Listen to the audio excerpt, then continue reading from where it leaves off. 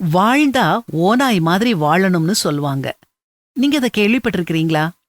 இந்த கூற்றுல உண்மை இருக்கத்தான் செய்யுது. ஓநாய்கள் ஒரு நாளும் செத்த பிணத்தை சாப்பிடாது. மற்ற விலங்குகள் சர்க்கஸ்ல நடிக்கிறத நீங்க பாத்திருப்பீங்க. ஆனா ஓநாய்களை நீங்க சர்க்கஸ்ல பாத்திருக்கவே மாட்டீங்க. ஓநாய்கள் தங்களுடைய தாய் சகோதரிகள் கூட இணை சேராது. ஆச்சரியமா இருக்குது இல்லையா?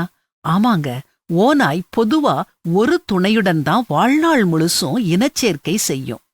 ஒரு ஓநாயோட துணை, அதாவது கணவனோ அல்லது மனைவியோ இறந்துட்டா, உயிரோடு இருக்கும் ஓநாய் 3 மாசத்துக்கு குறையாம துக்கம் அனுசரிக்கும். சில வேளைக்கு அது 1 வருஷம் கூட நீடிக்கலாம்.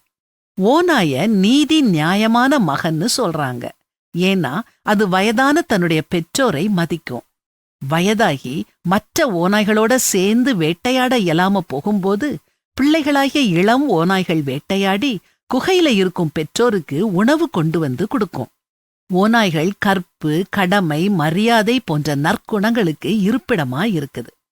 மனிதர்களாகிய நாம ஓநாய்கள் கிட்ட இருந்து படிக்க வேண்டிய பாடங்கள் ஏராளம்.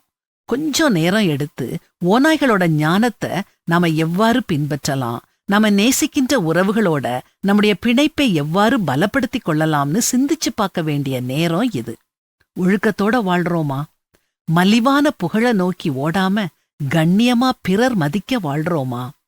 பிறர் முகம் பார்க்காம நம் துணையோட நாம கற்போட வாழ்றோமா?